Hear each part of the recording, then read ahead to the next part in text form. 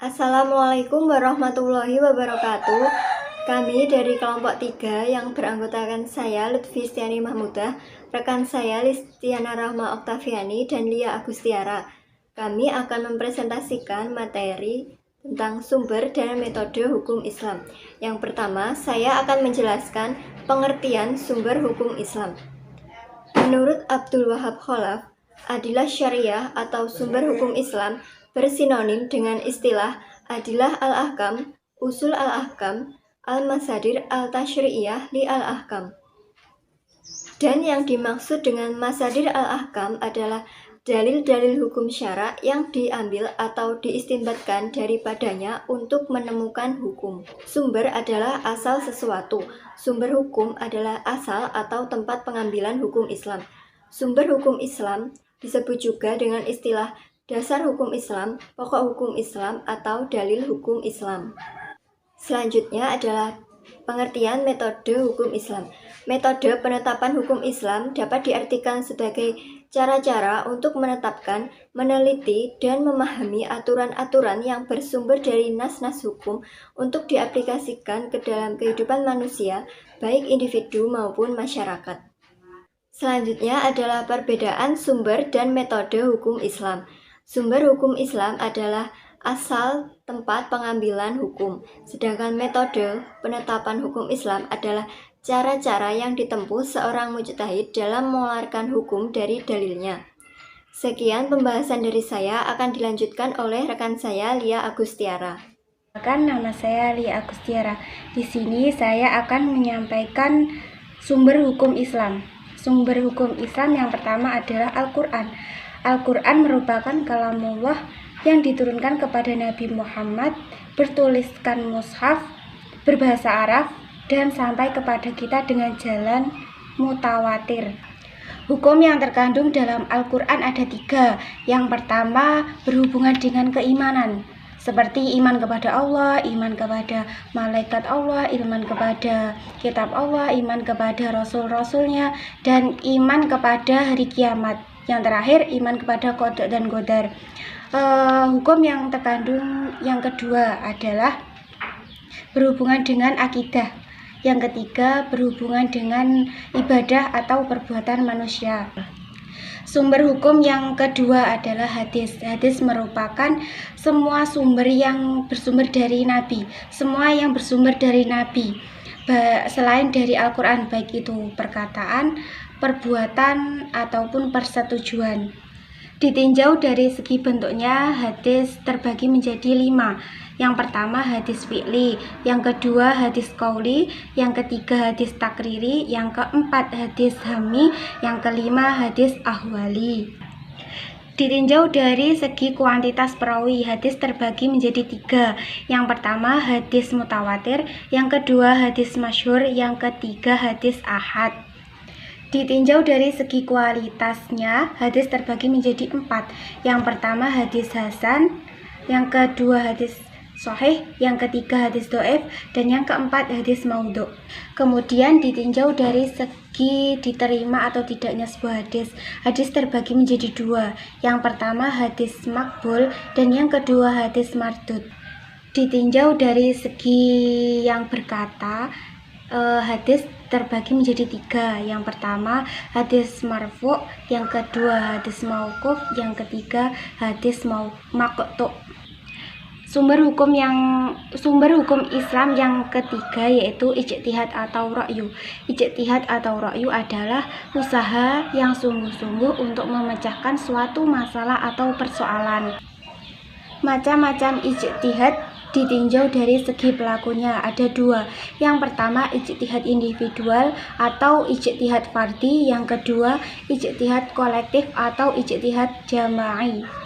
Bentuk-bentuk ijtihad ada 3. Yang pertama qiyas, yang kedua maslahah mursalah, dan yang ketiga ijma'. Di dalam metode dalam Islam sendiri, yang pertama adalah ihtisan, yang memiliki arti dalam bahasa Arab yaitu menganggap sesuatu baik atau mengikuti sesuatu yang baik. Menurut Ahmad Hasan Al-Karki mendefinisikan ihtisan adalah perpindahan si mustajib di dalam memberikan hukum dalam suatu masalah seperti yang sudah ada. Yang kedua adalah macam-macam istisan. Yang pertama, dari segi asal dan perpindahan dibagi menjadi dua macam, yaitu berpindah dari tuntutan kias zohir ke kias kafi. Yang kedua, berpindah dari hukum kuli kepada hukum pengecualian. Yang kedua, dari segi sanad yang menjadi landasan dibagi menjadi 4 hal. Yang pertama, istisan yang sanadnya kafi. 2. Istisan yang sanadnya nas.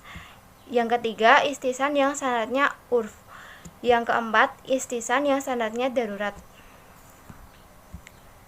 Yang ketiga, kehujahan istisan. Menurut ulama yang berpegang dari metode mazhab Hanafi, yaitu mengubah hukum yang telah ditetapkan pada suatu kasus atau kejadian yang telah ditetapkan berdasarkan ketentuan umum kepada ketentuan khusus, karena ada sesuatu kepentingan yang membolehkannya. Metode hukum Islam yang kedua adalah istishab. Pengertian istishab secara lugawi, istishab adalah selalu menemani atau selalu menyertai. Sedangkan secara terminologi, menurut Syekh Muhammad Ridho Muzaffar dari kalangan Syiah, mengungkapkan apa yang pernah ada. Menurut Al-Sawqani dalam Irsyad Al-Fubul adalah apa yang pernah berlaku secara tetap pada masa lalu. Macam-macam istishab. Macam-macam istishab dibagi menjadi 3, yaitu 1. Istishab al-bara'at al-asyiyah yang menurut Ibnu Qayyim disebut bar'at Adam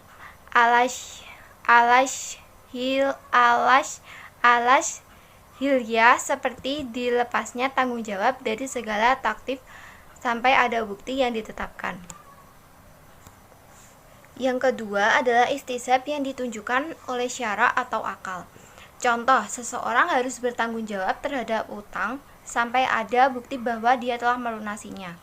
Yang ketiga, istishab hukum. Contoh, sesuatu telah ditetapkan dengan hukum mubah atau haram, maka hukum ini terus berlangsung sampai ada dalil yang mengharamkan yang asalnya mubah.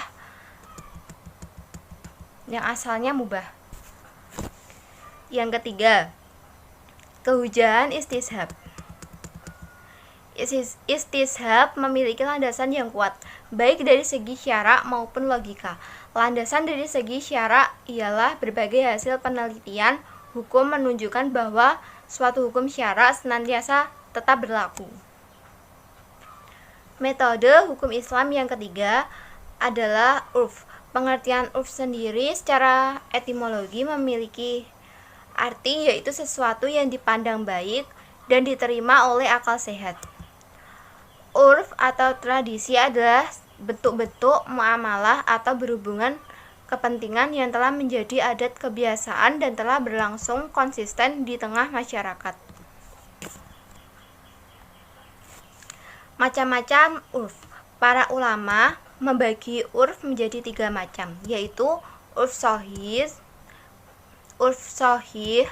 yang kedua urf fasid, yang ketiga kehujahan urf.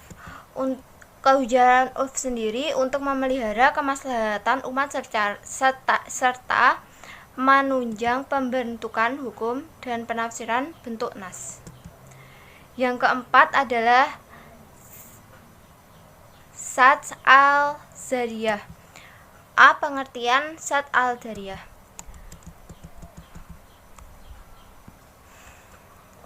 Di kalangan ulama usul terjadi perbedaan pendapat dalam menetapkan kehujahan Sats al-Zariyah sebagai dalil syara.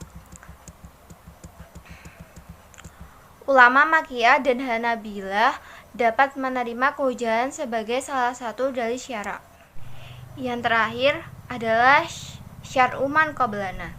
Pengertian syar'u man qablana sendiri adalah syariat yang dibawa para rasul dahulu sebelum Nabi Muhammad SAW yang menjadi petunjuk bagi kaum yang mereka kepadanya, seperti syariat Nabi Ibrahim, syariat Nabi Musa, syariat Nabi Daud, dan sebagainya. Kehujahan syaruman qoblana. Syariat Islam merupakan syariat yang berlaku untuk seluruh umat manusia, sedangkan syariat sebelum Islam hanya berlaku bagi kaum tertentu. Sekian presentasi dari kami, kurang lebihnya mohon maaf. Wassalamualaikum warahmatullahi wabarakatuh.